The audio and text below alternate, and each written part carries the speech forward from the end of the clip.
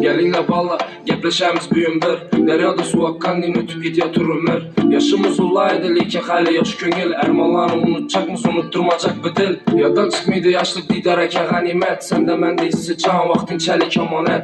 Kol vergen adamlarım unutmasın akıbetini. Kaladık hemmemizden basıp koygan tacı taxt. Doğru mən bu geplerine evvelem köp aytkanma. Lekin bana işan sen yama yolda kaytkanma. Farkım yok senden katlı yerdem yatkanma. Bu tapış üçün menem ne işler aparganma. Sabır etemiz başa düşse göz görer. Kimle havas eder kimlerini könlü göyer. Mide cüde nerselere kıslık mı öter gider. Oynap gül bir ömür insana boşur yeter. Oynap gül dostum devrin sür dostum. Bu dünyala halime köngülle her daim dolsun. Oynap gül dostum devrin sür dostum.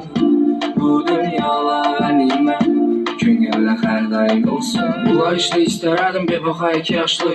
Ulaydım gerek olsa gördüm doğru kamaşlı. Kaytarıp umidi lekin istedim seni yaşlı. İstedim rastlanam yalğanı yok vaxtlanı. Həmişə sağ olsun bu devrede.